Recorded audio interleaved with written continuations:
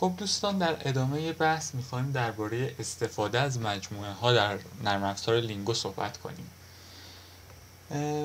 با استفاده از مجموعه ها شما میتونید گروهی از اشیاء مرتبط با هم رو توی مجموعه قرار بدید. باعث میشه یه سری از محدودیت هایی که خیلی مشابه هستن و ممکنه خیلی پیچیده و طولانی باشن رو بتونیم در قالب محدودیت های کوتاه‌تر و به شکل مختصر و کوتاهی بنویسیم. مجموعه ها گروهی از اشیاء مرتبط به هم هستن که میتونن یه عضو یا چند تا عضو داشته باشن که این اعضا یه سری خصوصیات هم دارن که ما دو نوع مجموعه توی لینگو تعریف میکنیم. یه دونه مجموعه های اولیه هستن، یه دونه هم مجموعه های اشتقاقی. مجموعه اولیه فقط از اجزایی تشکیل شدن که نمیتونن به اجزای کوچیکتر شکسته بشن. مثلا شما یک مسئله حمل و نقل رو در نظر بگیرید که شامل 6 تا انبار و 8 تا مرکز فروشه. مجموعه انبارها یک مجموعه اولیه است، چون نمیتونیم انبار رو به جزء کوچیکتری تقسیم کنیم توی این مثالمون. همچنین مجموعه مراکز فروش. اما مثلا تو همین مثال رابطه بین انبارها و مراکز فروش یه مجموعه اشتقاقی میشه، چون زیر مجموعه هاش به صورت زوج مرتب از دو مجموعه اولیه انبارها و مراکز فروش تشکیل شدن. پس یک مجموعه اشتقاقی میتونه از یک یا چند مجموعه دیگه که خودشون ممکنه اولیه یا اشتقاقی باشن تشکیل بشه. حالا ما وقتی وارد مثالا بشیم و مثال بنویسیم مطمئنا بهتر این مفاهیم مجموعه ها براتون جا میافته. خب وقتی بخوایم یک مجموعه رو توی لینگو تعریف کنیم باید ابتدا دستور ست دو نقطه، اگه یه مقدار زومم بکنم، وارد کنیم. در این قسمت ما اون مجموعه هامون رو مینویسیم و در نهایت با دستور end set کار ما پایان می‌یابه.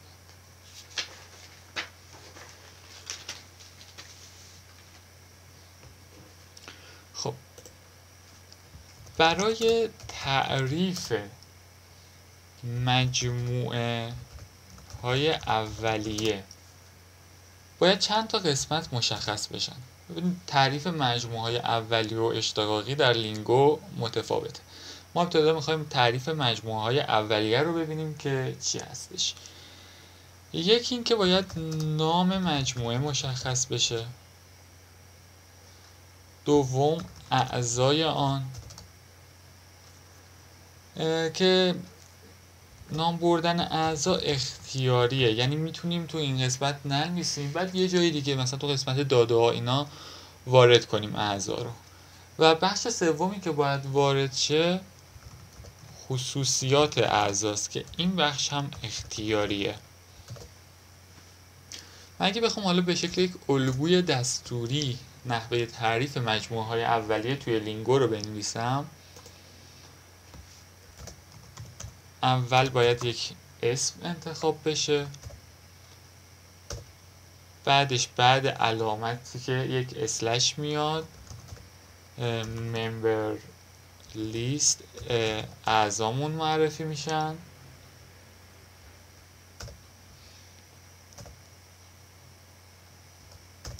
برای نوشتن خصوصیات ما یک دو نقطه باید بذاریم و بعد از اون خصوصیات رو می نویسیم.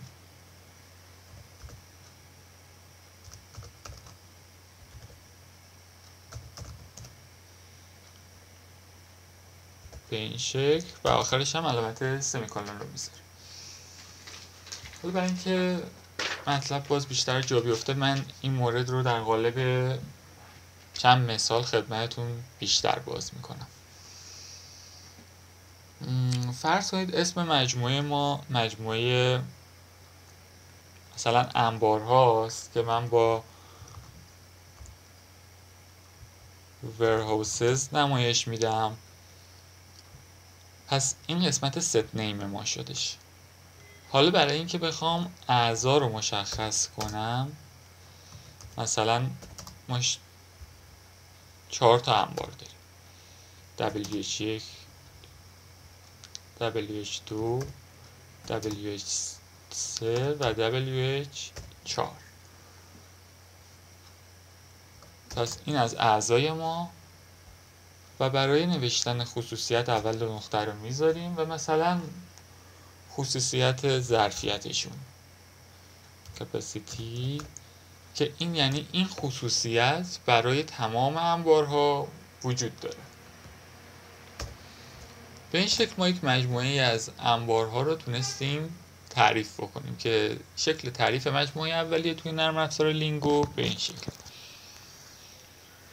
اما حالا این مجموعه‌ای که من اینجا نوشتم و با حالتهای دیگه‌ای هم میشه تعریف کرد. مثلا اسم که به همون شکل، مثلا وقتی شما تعداد اعضای مجموعتون زیاده میتونید به این شکل بنویسید 2 نقطه WH4. اینجا لینگو میفهمه که اعضای شما WH1 تا WH4 هست، یعنی WH1 WH2 WH3 و WH4 رو شامل میشه. برای خصوصیات هم به همون شکل می‌نویسیم. یا اینکه به شکل دیگه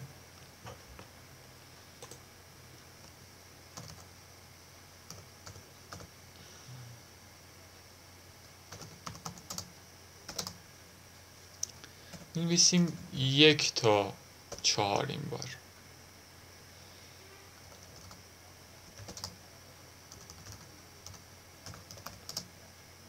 و فکر کنید مثلا 2 تا ما خصوصیت داشته باشیم برای اعضامون، هم ظرفیت هم اون لوکیشنشون. به این ترتیب که اینجا لینگو وقتی ما 1 تا 4 اومدیم در نظر گرفتیم، اسم اعضا رو میگیره ورهاوسز 1 2 3 و 4 دیگه WH در نظر نمیگیره. پس این شکل تعریف مجموعه های اولیه در نرم افزار لینگو بود که ما حالا جلوتر که میرسیم مثال های چند مسئله رو کد میکنیم در لینگو، این مسائل براتون کاملا مفهوم خواهد شد. اما در ادامه برای تعریف مجموعه های اشتغالی، مثل حالت قبل نام مجموعه باید تعریف بشه. مجموعه های مادر یعنی اون مجموعه هایی که این مجموعه ما از اونها شکل گرفته، اعضای آن که باز اختیاریه و خصوصیات که این موردم اختیاریه.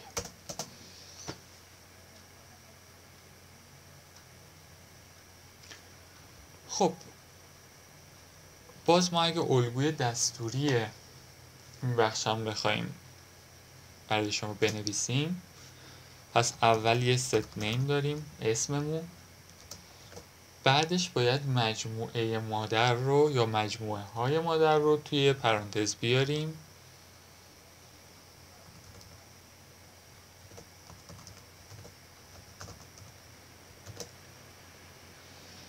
به همون شکل قبلی اعضا رو وارد میکنیم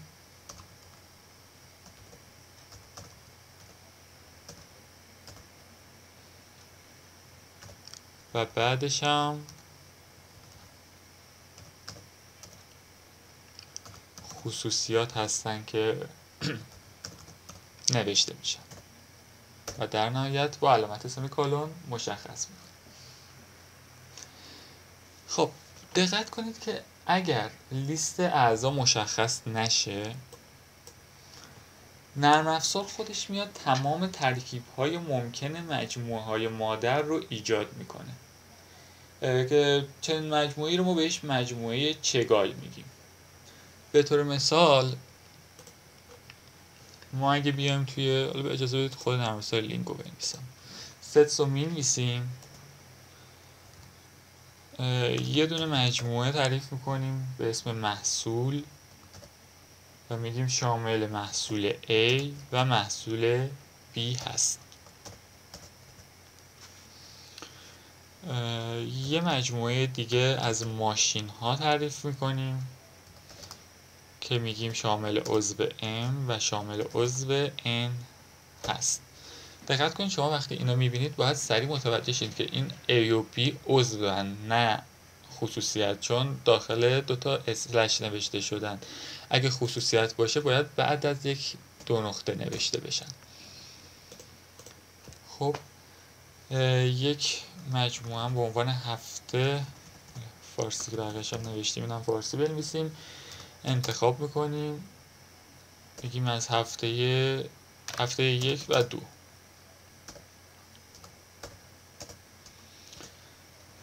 و یک مجموعه حالا اشتقاقی میخوایم تعریف کنیم که ارتباط بین اینا باشه به عنوان لینک، که میگیم از مجموعه های محصول و ماشین و هفته تشکیل شده باشه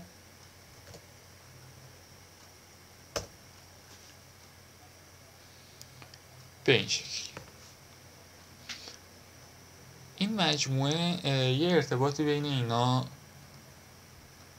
به وجود میاره. مثلا میزان تولید محصول A روی ماشین M در هفته اول. چند حالت ما میتونیم اینجا از این موارد بنویسیم. به طور مثال محصول A روی ماشین M هفته اول، A M هفته دوم، A N هفته اول، A N هفته اول،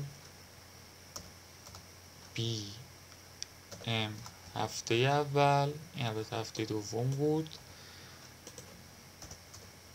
B M هفته دوم،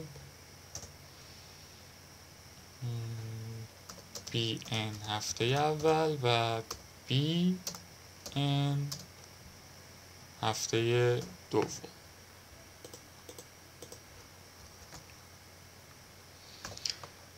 1 2 3 4 5 6 7 8. یعنی این مجموعه ما شامل 8 عضو هستش که با توجه به اینکه ما اعضا رو ننوشتیم خودش از این مجموعه های مادری که قبلی هستن این اعضا رو به وجود میاره.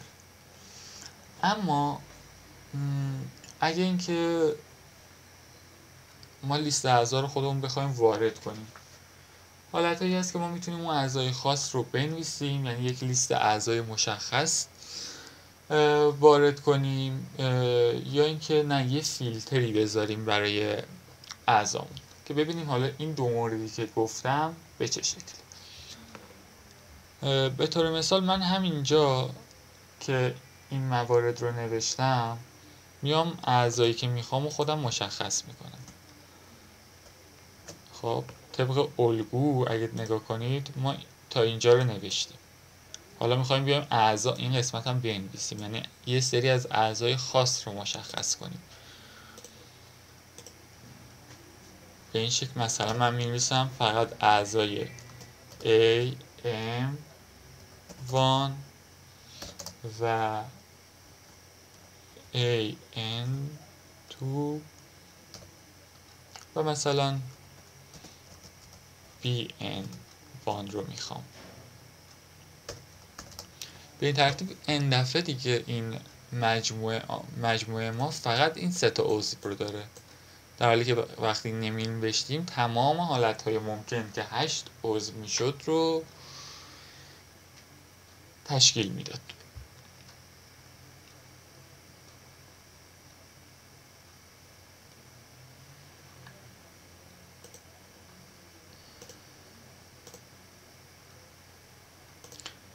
خب حالا اگه بخوایم قسمت دیگه که عرض کردم خدمتتون بود که برای اعضا یک فیلتر بذاریم. ببینیم این به چه شکله.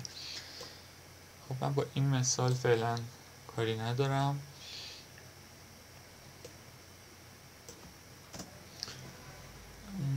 مثلا شما فکر کنید یک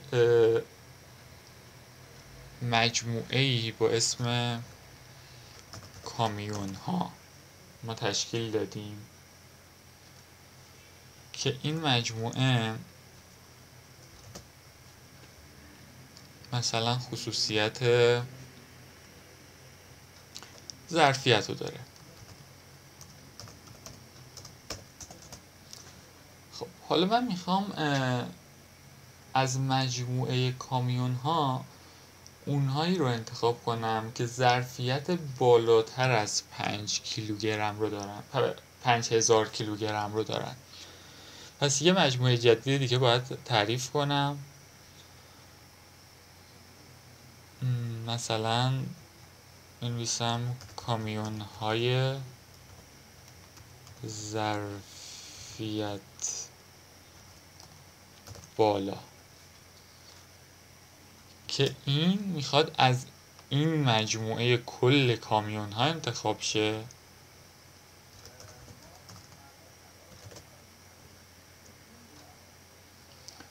به شرطی که علامت شرط رو ما با این علامت مشخص میکنیم، به شرطی که ظرفیت، این قسمت رو الان بهتون توضیح میدم مفهومش چیه، بزرگتر مساوی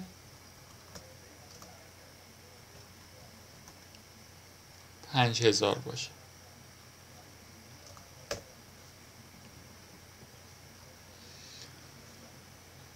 دقت کنید که وقتی ما واسه خصوصیت یک شرطی میذاریم از این عبارت‌های منطقی استفاده میکنیم که من جلوتر اون قسمت‌های مهمش رو بهتون توضیح میدم. این علامت برای نشون دادن شروع فیلتر عضویت فقط به کامیون هایی که بیشتر از 5000 کیلوگرم ظرفیت دارن رو اجازه میده تو مجموعه جدیدمون قرار بگیرن. این علامت عملگرد جانگهدار است که به تعداد مجموعه های مادر تکرار میشه. مثلا اگه این به جای 1 2 بود، برای دومین مجموعه مادر بود که ما اینجا فقط یک مجموعه مادر داریم. علامت GTM که معنی greater than یک علامت منطقی به معنی بزرگتر از هستش که ما اینجا استفاده کردیم. حالا من اگه بخوام یک لیستی هم از این اعضا واسهتون بنویسم، یه جدولی تشکیل بدیم.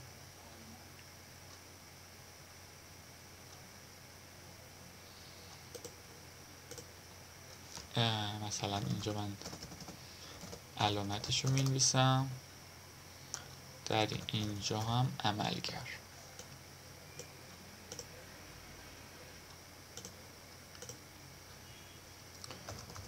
مساوی، نامساوی، بزرگتر از، بزرگتر مساوی هم بنویسم اول، بزرگتر مساوی، بزرگتر، کوچکتر، کوچکتر مساوی.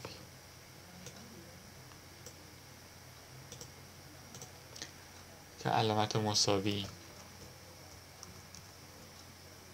EQ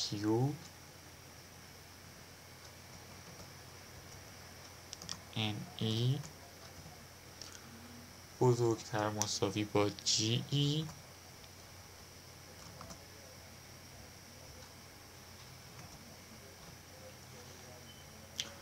بزرگتر با GT، کوچکتر با LT و کوچکتر مساوی با LE نمایش داده میشه. که شما وقتی یک شرطی رو توی مجموعاتون برای خصوصیت ها اعمال میکنید میتونید از این عملگرهای منطقی استفاده بکنید. خب اینم مطالبی بود که در ارتباط با مجموعه ها خدمتتون عرض کردم که قبل از اینکه به برنامه نویسی، کد نویسی در نرم افزار لینگو رو آغاز کنیم نیازه که با مجموعه ها آشنایی پیدا کنیم.